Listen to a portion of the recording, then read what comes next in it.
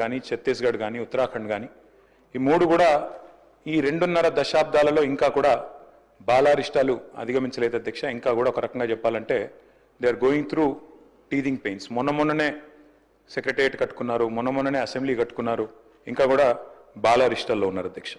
కానీ ఏర్పడిన మొట్టమొదటి దశాబ్ద కాలంలోనే మెరుపు వేగంతో దూసుకొని పోయిన మన రాష్ట్రం తెలంగాణ అని చెప్పి గర్వంగా ఒక తెలంగాణ బిడ్డగా నేను చెప్తా ఉన్నాను అధ్యక్ష. అధ్యక్ష, we can proudly say, all of us, cutting across party lines, Telangana is the most successful startup state of independent India, sir. 76 ఏళ్ల భారతదేశ స్వతంత్రానంతరం ఏర్పడ్డ రాష్ట్రం ఇంత స్వల్ప సమయంలో ఇంత ప్రగతి సాధించడం అనేది నిజంగా కూడా మనందరికీ గర్వకారణం అధ్యక్ష.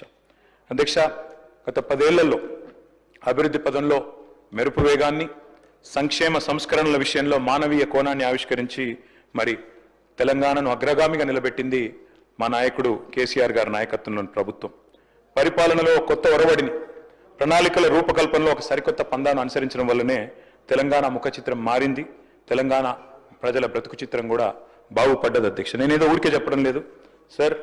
2014 నుంచి 22 వరకు కంపౌండెడ్ యాన్యువల్ గ్రోత్ రేట్ తీసుకుంటే, రాష్ట్రాల యొక్క స్వయం సమృద్ధి, వాటి యొక్క ఆదాయాలు తీసుకుంటే భారతదేశం మొత్తంలోనే 17.57%తో అగ్రభాగాన నిలబడ్డ రాష్ట్రం తెలంగాణ అని చెప్పి ఇది ఆర్బీఐ లెక్క అధ్యక్ష. అది కూడా నేను తమరి ద్వారా గౌరవనీయులైన డిప్యూటీ సీఎం గారికి పంపిస్తాను అధ్యక్ష. అధ్యక్ష, మా లక్ష్యం ఒకటే అధ్యక్ష, మా పార్టీ లక్ష్యం తెలంగాణ కోసం కొట్లాడిన వాళ్ళం, తెలంగాణ కోసం 14 ఏళ్ల పాటు పోరాటాలు చేసిన వాళ్ళం, తెలంగాణ కోసం అందరినీ ఐక్యం చేసి ముందుకు పోయిన వాళ్ళం అధ్యక్ష. తెలంగాణకు మేలు జరగాలి, తెలంగాణ ప్రజలు బాగుండాలి. అధికారంలో కాంగ్రెస్ ఉండొచ్చు, మేము ఉండొచ్చు, భవిష్యత్తులో ఇంకెవరైనా రావచ్చు, కానీ తెలంగాణ బాగుండాలన్నదే మా సంకల్పం తప్ప వేరేది కాదు అధ్యక్ష. అధ్యక్ష, పదవులు శాశ్వతం కాదు అధ్యక్ష. మాకు పెద్దలు కేసీఆర్ గారు ఎప్పుడు చెప్తా ఉంటారు, గెలిచినప్పుడు పొంగిపోవద్దు, ఓడిపోయినప్పుడు కుంగిపోవద్దని. అట్లే అధికారం ఎవరికీ శాశ్వతం కాదు. ఎందుకంటే 2004 నుంచి 14 దాకా వారు అక్కడున్నారు, మేము ఇక్కడున్నాం. 14 నుంచి 23 దాకా మేము అక్కడున్నాం, వారు ఇక్కడున్నారు. ఇవన్నీ మారుతూ ఉంటాయి అధ్యక్ష. కానీ ఒకటి మాత్రం వాస్తవం అధ్యక్ష, జనరల్గా రాష్ట్రాలు ఎప్పుడైనా కూడా బడ్జెట్లు ఎప్పుడు పెడతాయి అధ్యక్ష? కేంద్రం పెట్టిన బడ్జెట్ చూసుకున్న తర్వాత, కేంద్రం బడ్జెట్ ప్రవేశపెట్టిన తర్వాత ఆ బడ్జెట్లో ఏం పెట్టినారు, ఏం కేటాయింపులు చేసినారు, ఏ రకమైన విధానపరమైన నిర్ణయాలు తీసుకున్నారు, ఏ రకమైన ప్రణాళికలు రూపొందించారు, దాని అనుగుణంగా మనకు వచ్చే వాటా ఎంత, మనకు రాష్ట్రానికి వచ్చేది ఎంత అని చెప్పి వారి ప్రాధాన్యత క్రమం అర్థం చేసుకున్న తర్వాత జనరల్గా రాష్ట్రాలు బడ్జెట్ ప్రవేశపెడతాయి అధ్యక్ష. కానీ నాకు కొద్దిగా ఈ బడ్జెట్ స్పీచ్ చూస్తే, డిప్యూటీ సీఎం గారు ప్రవేశపెట్టిన బడ్జెట్ స్పీచ్ చూస్తే ఒక్కటి ఆశ్చర్యం అనిపించింది అధ్యక్ష. కేంద్ర బడ్జెట్లో మనకు జరిగిన అన్యాయం గురించి ఒక్క మాట కూడా మాట్లాడకపోవడం అనేది కొంత ఆశ్చర్యానికి, కొంత విస్మయానికి కూడా మాకు గురి చేసింది అధ్యక్ష. చెప్పింటే బాగుండేది. తెలంగాణకు జరిగిన అన్యాయం, కేంద్ర ప్రభుత్వం ఏ రకంగా 11 ఏళ్లుగా మనను దగా చేస్తుంది, ఈ విషయం కూడా గట్టిగా చెప్పినంటే తెలంగాణ ప్రజలకు కూడా తెలిసి వచ్చేది, బాగుండేది అనేది నా అభిప్రాయం అధ్యక్ష. అధ్యక్ష, ఒకనాడు స్వర్గీయ ఎన్టీ రామారావు గారు ముఖ్యమంత్రిగా ఉన్న సమయంలో ఆయన ఒక మాట అన్నారు, కేంద్రం మిథ్య అన్నారు అధ్యక్ష. అంటే వారి భావన ఒకటే అధ్యక్ష, డాక్టర్ బాబాసాహెబ్ అంబేద్కర్ గారు రాసిన రాజ్యాంగంలో స్పష్టంగా ఉంది, India is a union of states. Union of states అంటే అధ్యక్ష, రాష్ట్రాలు లేకపోతే, సమాఖ్య లేకపోతే కేంద్రం లేదు. ఆ ఉద్దేశంతోనే వారు చెప్పింది కూడా కేంద్రం మిథ్య. రాష్ట్రాల నుంచి వచ్చే ఆదాయాలు, రాష్ట్రాల నుంచి వచ్చే పన్నులు, ఇవన్నిటి సమాహారమే కేంద్ర బడ్జెట్ అధ్యక్ష. కానీ ఇవాళ నిజంగా కూడా ఎన్టీ రామారావు గారు చెప్పింది నిజమే అనిపిస్తుంది అధ్యక్ష. ఎందుకంటే కేంద్రం నిజంగా కూడా మనకు తెలంగాణ కాడికి వచ్చే వరకు మాత్రం మిథ్య అని అనిపిస్తా ఉన్నది. వాళ్ళు అసలు పట్టించుకుంటలేరు అధ్యక్ష. మాట్లాడితే డబుల్ ఇంజన్ అంటారు అధ్యక్ష. డబుల్ ఇంజన్ సర్కార్ అంటే ఏంది అధ్యక్ష? అసలు డబుల్ ఇంజన్ అంటే మీ రాష్ట్రంలో కూడా పొలిటికల్గా మీరు మాతో అలైన్ అయితేనే, మీ రాష్ట్రంలో ఉండే ప్రభుత్వం కూడా మేము చెప్పినట్టు ఇంటేనే, మా పార్టీ ఉంటేనే మేము మీకు పైసలు ఇస్తాం, లేకపోతే ఇయ్యం. Is this not against the spirit of federalism? Is this not against constitution? అంటే ఇంత దుర్మార్గంగా డైరెక్ట్గా కేంద్రంలో ఉన్న పెద్దలే డబుల్ ఇంజన్ అని మాట్లాడుతుంటే, దాని గురించి మనం మాట మాత్రంగానన్నా నిరసన చెప్పకపోతే, ప్రజలకు తెలియజెప్పకపోతే ఇది సరికాదు అధ్యక్ష. ఒక రకంగా చెప్పాలంటే కేంద్రం మీరు మాకు ఓట్లు వేస్తేనే పైసలు ఇస్తాం, లేకపోతే ఇయ్యం అని చెప్పినట్టే అధ్యక్ష. ఒక రకంగా బ్లాక్మెయిల్ చేయడం ఇది. కాబట్టి this is anti federal spirit అని చెప్పక తప్పదు అధ్యక్ష. మన కేంద్ర బడ్జెట్ పెట్టారు February 1 నాడు. నిజంగా చాలా మంది చూసి ఆశ్చర్యపోయినారు. అందులో తెలంగాణ అన్న పదం కూడా వినబడలేదు ఎక్కడ కూడా. అందరూ చాలా మంది మిత్రులు అన్నారు అధ్యక్ష చూడంగానే, ఢిల్లీ బీహార్ బడ్జెట్ ఇది, ఈ 2 రాష్ట్రాల్లో ఎన్నికలు ఉన్నాయి కాబట్టి ఆ 2 రాష్ట్రాల కోసమే పెట్టినట్టుగా ఉన్నది అని చెప్పి మాట్లాడిన వాళ్ళు కూడా ఉన్నారు అధ్యక్ష. అధ్యక్ష, వాస్తవం ఏమంటే పార్లమెంట్ ఎన్నికల్లో మా పార్టీ పోటీ చేసింది అధ్యక్ష. మాకు సీట్లు రాలేదు, మాకు ఒక్క సీటు కూడా రాలేదు, అన్ని సీట్లు ఓడిపోయాం. చాలామంది సంకలు గుద్దుకున్నారు, సంబరపడ్డారు. బీఆర్ఎస్కు 0-0-0 గుండు 0 అని మాట్లాడారు అధ్యక్ష. కరెక్టే అధ్యక్ష, మాకు సీట్లు రాలేదు. 8 సీట్లు కాంగ్రెస్ పార్టీకి వచ్చినాయి, 8 సీట్లు బీజేపీకి వచ్చినాయి, 1 మజ్లిస్ పార్టీ గెలిచింది. కానీ వాస్తవం ఏంది అధ్యక్ష, మాకు వచ్చింది 0నే కరెక్టే పార్లమెంట్ ఎన్నికల్లో. కానీ తెలంగాణకు వచ్చింది ఏంటి అధ్యక్ష ఈ బడ్జెట్లో, కేంద్ర బడ్జెట్లో గుండు 0. 8 + 8 నార్మల్గా అయితే 16, కానీ ఇక్కడికి వచ్చే వరకు మాత్రం 8 + 8 ఖచ్చితంగా గుండు 0 అయిందని చెప్పక తప్పడం లేదు అధ్యక్ష. అధ్యక్ష, నేను పెద్దలు డిప్యూటీ సీఎం గారికి, గౌరవనీయులైన సహచర శాసనసభ్యులకు నేను విజ్ఞప్తి చేస్తా ఉన్నా అధ్యక్ష. అధ్యక్ష, పోరాడితే పోయేదేమీ లేదు, బానిస సంఖ్యలు తప్ప అని ఒక మహాకవి అన్నారు. అట్లాగే కొట్లాడకపోతే కేంద్రం కూడా మనకు వినదు అధ్యక్ష, మనతో మాట్లాడదు, మనం అడిగినవి కూడా చేయదు. అడగందే అమ్మ కూడా బోవ పెట్టదంటారు అధ్యక్ష. అట్లే మనం కూడా కొట్లాడాల్సిందే, పోరాడాల్సిందే. దానికోసం మేము కూడా కలిసి రావడానికి సిద్ధంగా ఉన్నాం. డిప్యూటీ సీఎం గారికి, ప్రభుత్వానికి కూడా నేను తెలియజేస్తా ఉన్నా. ముఖ్యమంత్రి గారు మాట్లాడుతూ అప్పుడప్పుడు అంటారు అధ్యక్ష, సఖ్యతగా ఉండాలి, సత్సంబంధాలు మెయింటైన్ చేయాలి. మేము కూడా చేసినాం సార్. 2014 నుంచి 2020 సంవత్సరం దాకా 6 సంవత్సరాల పాటు సఖ్యతతో ఉండి సాధించుకునే ప్రయత్నం మేము కూడా చేసినాం. ఆనాడు మేము కూడా మిషన్ భగీరథ అని ప్రారంభోత్సవం పెట్టి బ్రహ్మాండమైన కార్యక్రమం చేసి పెద్దలు ప్రధానమంత్రి గారిని ఆహ్వానించి వారి చేతుల మీదుగానే ముఖ్యమంత్రి గారి నియోజకవర్గం గజ్వేల్లో మీటింగ్ పెట్టి బహిరంగ సభ పెట్టి మరీ ఆహ్వానించి సఖ్యతతో సత్సంబంధాలు మెయింటైన్ చేస్తూనే 6 సంవత్సరాల పాటు పిలిచి ఆహ్వానించాం అధ్యక్ష. కానీ ఏమైంది అధ్యక్ష, ఏం జరిగింది, ఏం ఒరిగింది తెలంగాణ కేంద్రం నుంచి?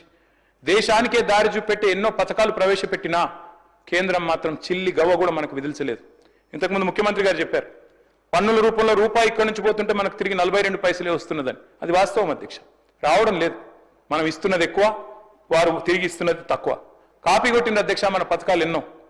ఒక ప్రోగ్రెసివ్ స్టేట్గా తెలంగాణ పెట్టిన పథకాలు, రైతు బంధు అనే పథకం దేశంలో ఎక్కడ పెట్టలేదు అధ్యక్ష ఎవరు 75 ఏళ్లలో. మరి ఆనాడు కేసీఆర్ గారి నాయకత్వంలో తెలంగాణ ప్రభుత్వంలో మనం రైతు బంధు ప్రవేశపెట్టిన తర్వాత 2 ఏళ్ల తర్వాత దాన్ని కాపీ కొట్టి కేంద్రంలో PM కిసాన్ అనే ప్రోగ్రాం పెట్టారు. మిషన్ కాకతీయ ఆనాడు టీఆర్ఎస్ ప్రభుత్వం తీసుకొస్తే దాన్ని కాపీ కొట్టి అమృత్ సరోవర్ అనే పథకం తీసుకొచ్చారు. మిషన్ భగీరథ అని మనం ఇక్కడ పెడితే హర్ ఘర్ జల్ అని తర్వాత వాళ్ళు కూడా తీసుకున్నారు. ఆ తర్వాత TS ఐపాస్ అని మనం ఇక్కడ తెస్తే సింగిల్ విండో అని దాన్ని కాపీ కొట్టి అక్కడ తెచ్చుకున్నారు. అభ్యంతరం ఏం లేదు. Imitation is the best form of flattery sir.